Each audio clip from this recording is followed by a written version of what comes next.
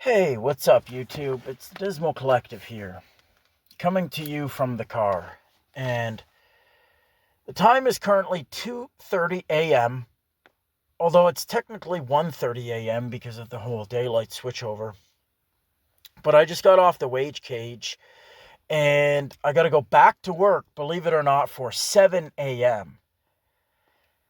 So this is going to suck. Like the next 12 hours of my life are going to be shite, but after that, I'm off until Tuesday, so we're going to make do. I feel really guilty about turning down money nowadays because I still remember when I couldn't find a job for a long time, and I'm scared now.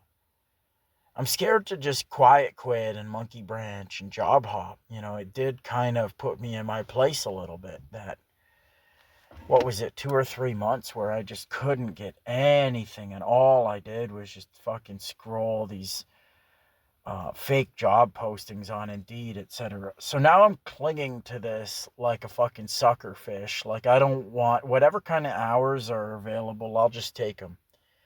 Work till 2 a.m. and then start at 7 a.m. Like, whatever, man. I'll get enough sleep when I'm dead. But I wanted to come on and talk to you about something. So I figured I would come on and talk to you about something. That's just what I do. And this is no different. So, gonna be a very quick video. The title's gonna be Fairweather Sportsball Foids, or something to that effect. And so the title already gives away what we're gonna be talking about. But in case you didn't hear, I think the Blue Jays lost. Yeah, the Toronto Blue Jays, an MLB team, Major League Baseball, were in the World Series, and they lost, and I think that the series is finished now. The Blue Jays are losers. I think they're playing the Dodgers or something like that. And God, it couldn't have happened soon enough. Like, we're gonna get into why, but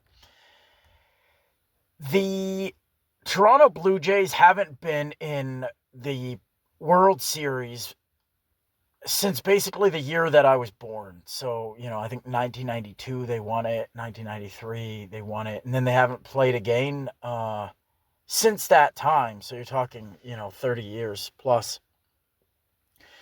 And this was the first time they were in it, and they lost, etc.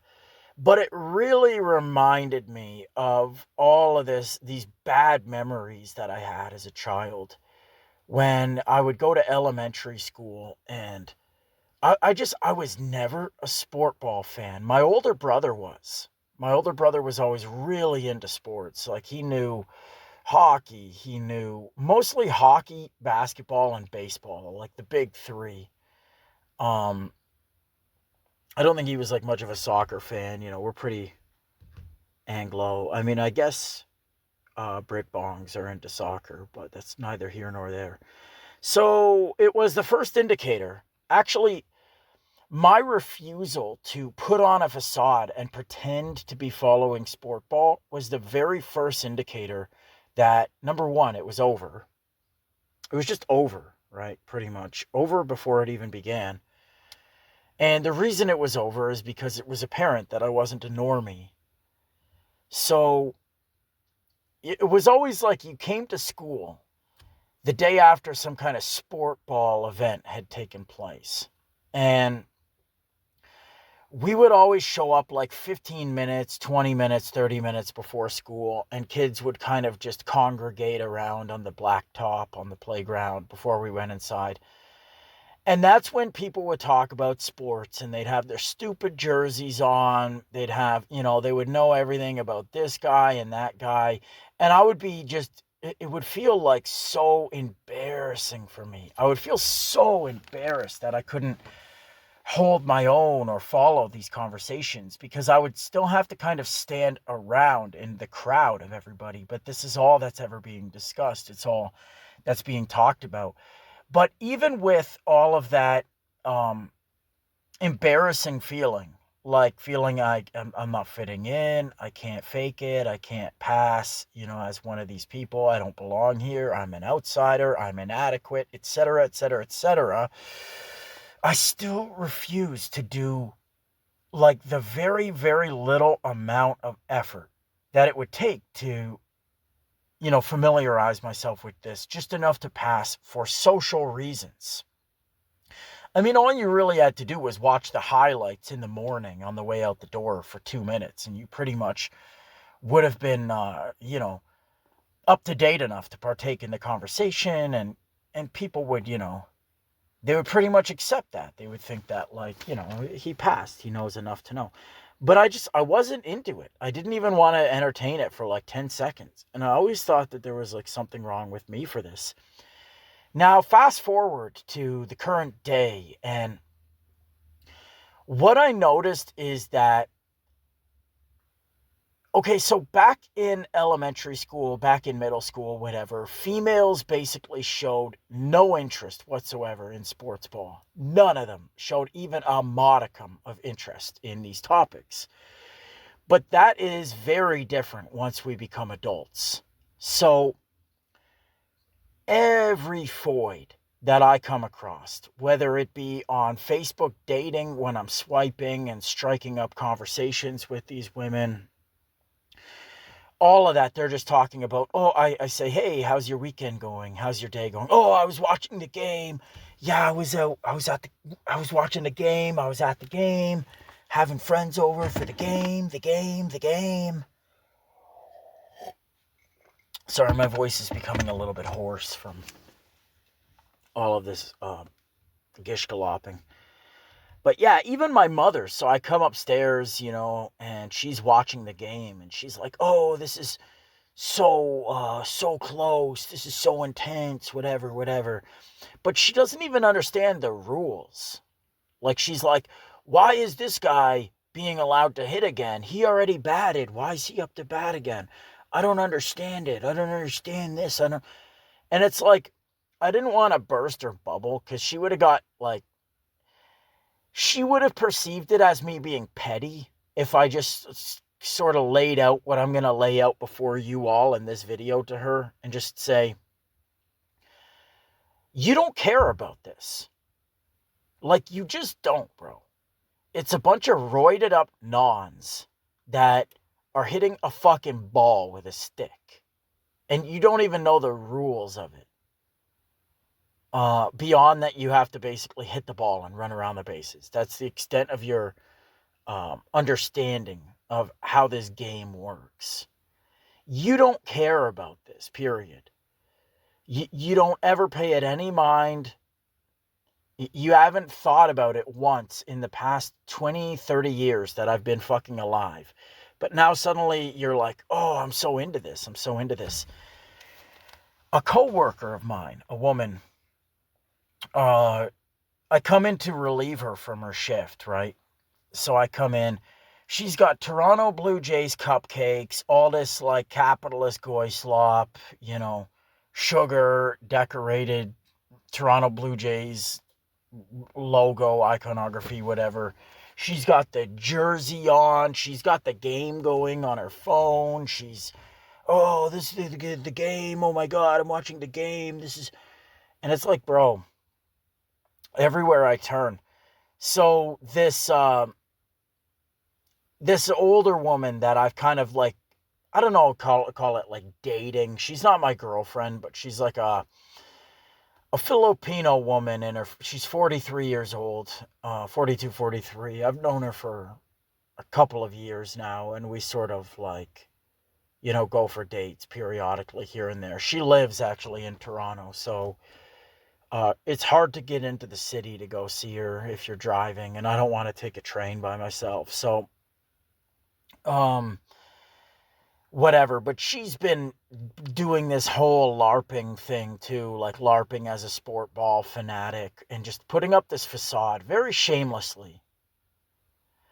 I have too much shame to pretend to be into something.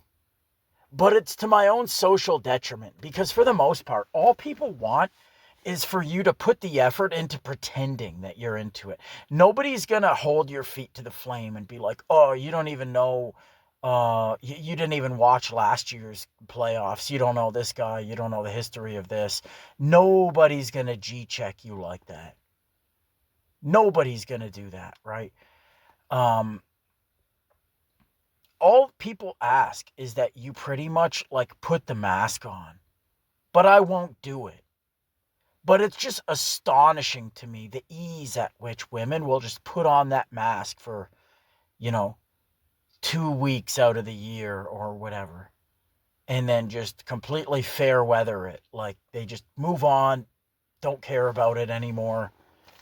I don't want to play with you anymore type deal, right? And all it is it just serves a social signaling function. Like it's just literally because none of the players, first of all, they're not from the cities that they play for. Number two, they're not even like the ethnicity. They're not even the proper ethnicity. All these people are nons. All these people are like groids and Japs and stuff like this. They're all like South American. So, like, what exactly does it stand for? And like, most of the people in the crowd are nons anyway, especially in Toronto. This is always the case. Like, it's always the nons that are willing to buy these egregiously priced tickets to go see the Toronto Maple Leafs play or to go see the Toronto Raptors play. It's always some Jeet, right? Some bourgeois pageant because they want to show, like, yeah, we're real Canadians, man. I go to the Raptors game. I go to the Jays game. And it's all just window dressing. It's all like they want to perfectly assimilate by just mimicry. Like mimicry alone of all of the superficial cultural icons. They just put it on like a fucking literally like a t-shirt they'll wear like a chameleon skin and just go and attend these games. Like, yeah, we're Canadian. This is what we do. It's just, it's so pitiful to me. It's so blatant, like what they're doing, and they're shameless for it. Um, what else did I want to say? Yeah, you go out to any of the stores, and all of their slop is like decorated like Blue Jays memorabilia stuff. And it's just annoying to me because it's also like hyper capitalism, and I just don't like that kind of thing. Now, this is going to get into a bit of a broader point before we wrap this video up. Um, Individualism versus collectivism in terms of like what kind of sports ball uh, games that you like.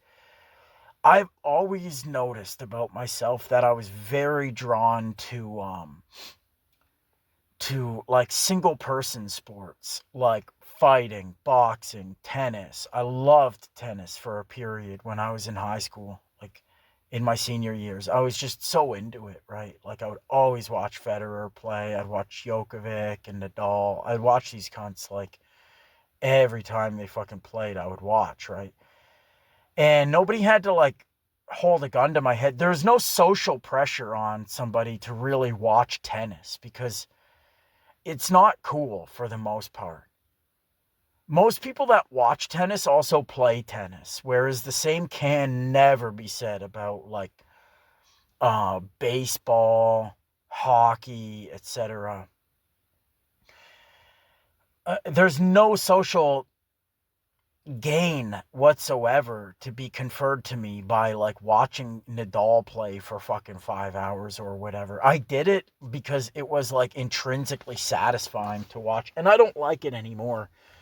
But the reason people only seem to care about team sports is because it does kind of appeal to these like number one like women, number two nons who are very collectivistic.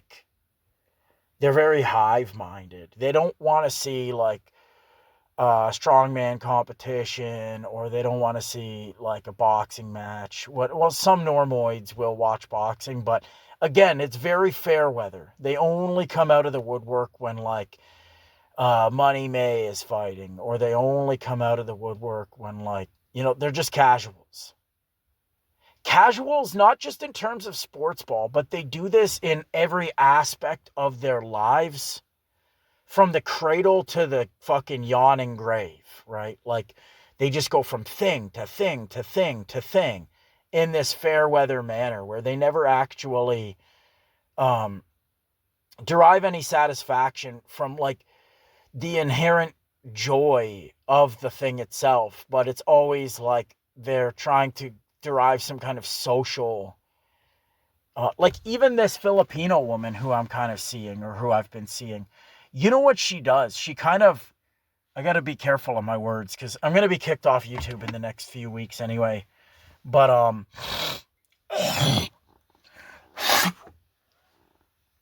uh, she says that she likes these two players. I'm going to give you an example of like how ridiculous this is. I should have found the text before she says this, but she basically was trying to like cuck me in a way because she goes, I like these, I only watch mostly for these like two players here. And she shows me their pictures. And they were like these Chad fucking these like jawline Chads. And,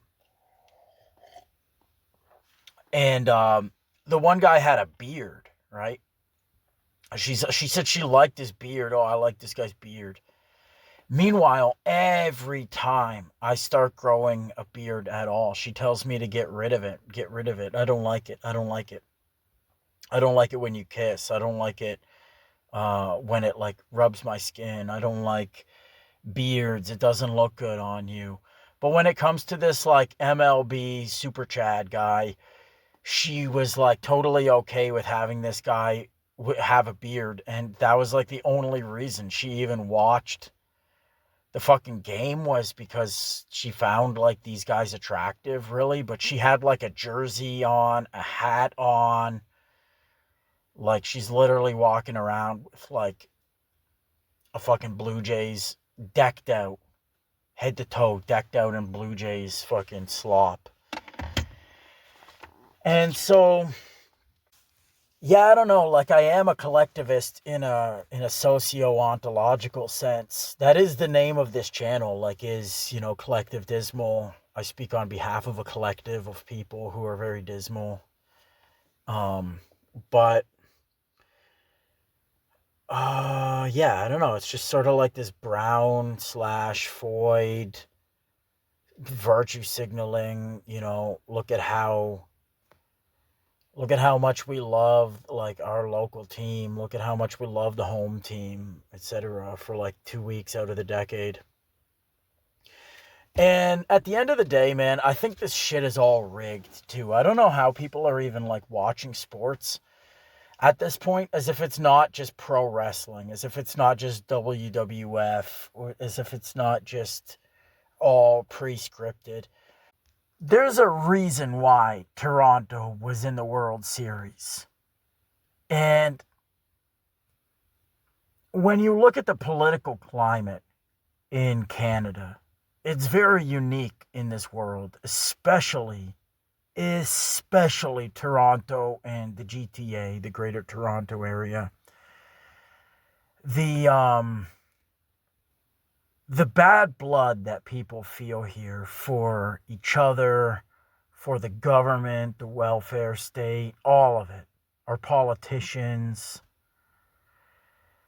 it's unique on this earth. It's unlike anywhere else. And I'm not saying other places don't have their problems, surely they do, but like all people even talk about here is white replacement.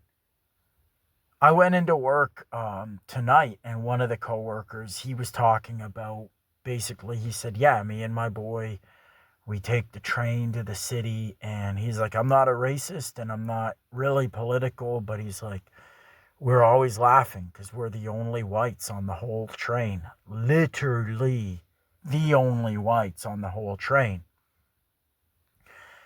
Like, you're hard pressed to find a single solitary white person anymore. And it's all people talk about. Like, it's insane. He goes, I go to Walmart. That's all I see. I go here. I go there. He goes, my dad can't he's like, my dad's like a good guy, he doesn't have enough money because of this and that. He's like, it's such a shame what's happened here. Like, they sound like Nazis, right? Every single person sounds like a Nazi. And, or what, like, not what I'm calling a Nazi, but like what they would pejoratively, like a pejorative Nazi. Not like an actual National Socialist or whatever, but yeah, it's all rigged, man. It's all fake. It all is scripted. Like, I've been watching MMA Guru a lot on YouTube. That's kind of who I watch some of the time these days when I just need some sugar on my brain because I've been consuming like too much philosophy lectures or too many fucking like big brain videos that I get burned out on it. I get sick of it. My brain doesn't want to like absorb any more substantive knowledge. And so I'm like, oh, I gotta fucking rot my brain with MMA Guru a little bit. And he's been sort of alluding to a theory that he has. He's not been able to really come right out and extol it because he's literally in a position where he'd be sued if he did.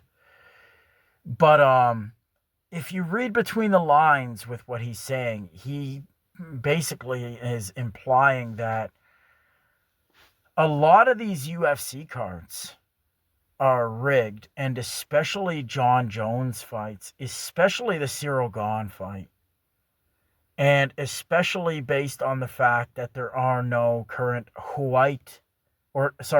non-white UFC champions in the entire promotion, which is like, that's not a good look. There's some people with really tiny hats that are probably not impressed by that.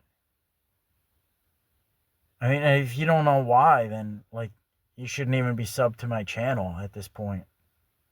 If you don't know what I mean by that, it looks like Cyril Gane just literally laid down for John Jones. And I even thought this before, like, he floated the theory, but it seems like John Jones in particular is able to just sort of snap his fingers and make his problems go away. Like with USADA, he was, never really suspended. He never missed any time, whereas guys like Nick Diaz and Frank Mir were losing like 5. They were getting suspended for like 3 to 5 years, which is basically someone's whole prime. Like, your career is done for like a first offense infraction. And this guy was like having many offenses, repeat offender, and never ever. And then even outside of the sport, he was like getting in all of these extremely serious like legal problems, and they were just going away. And they wanted to bring out, I don't know if you guys like watch UFC. It's kind of grog or whatever, but I do watch it. Tom Aspinall, the heavyweight champion, who Dana White's been like completely just throwing under the bus. He's been, besmirching him in every way he can. That's supposed to be his champion, right? Like, this guy got poked in the eye and it stopped the fight, whatever. But I guess a couple of years ago, they wanted to implement these gloves that would prevent pokes to the eyes. And somebody asked like Dana White about this, and they never ended up implementing them. They never ended up like making people wear them. And Dana basically let slip. He said, "Well, Jones didn't like them, so they're gone." Almost as if this guy calls the shots, and it's sort of hard to make sense of like why that would be the case, unless you adopt this theory that there's some guys with tiny little hats that want certain demographics of people to be, front row and center stage in these certain sports. And I mean, Jones sucks. Like, he's not the GOAT. He was never very good. And this was like, even before I was black-pilled, I said this about the guy. He just was beating guys that were like a foot shorter than him and 5 years past their prime and on their way out. And every time he went up against a guy that didn't fit that description, he had a really tough fucking time. Even doing every exploitative technique, all these kind of dirty maneuvers and tactics, he still had a very hard time. He's not undefeated. He's lost a couple of fights, and the judges are extremely favorable to this guy. It's like if you're a non, they want you to win, and if you're a non, then good luck, right? You better win like pretty fucking decisively because all the judges are stacked against you. All the odds are stacked against you. But yeah, I don't know. I guess I'm gonna just wrap this video up here. I've really been babbling. This is a pretty low IQ video. My brain is totally fried. I'm gonna continue to try and upload to this channel as much as I can while I can. If it gets taken down, I don't know what I'm gonna do. I might just take a hiatus, or I might try to just start again fresh. I don't know. The censorship is extremely bad right now. Like, I've never ever seen censorship that is just so blatant and like a hair trigger ban hammer. But I do not think that's gonna last long, and I have a rationale for why I say that, which I'm not going to get into in this video, but maybe in the next video I can talk about like what I think the social engineer's opinion is of cancellations and banning and stuff like that. And I need to sort of make like probably a 1-hour video just going over what it was all about. What is woke all about? What was the point of the last 15 years, or at least 10 years, of like political intensification, the left-wingization of all things, of literally all things, without exception. Everything got like left-wingified. And what that was all about, I think that I can see the whole shot now. I'm able to see the whole shot, and nobody else is putting it all together in the way that I think that I have. So I'm probably going to dedicate about an hour to two, make a very lengthy video going over that. It'll warrant it. So stay tuned, guys. Thanks as always for listening. I don't know what else to say. That's all.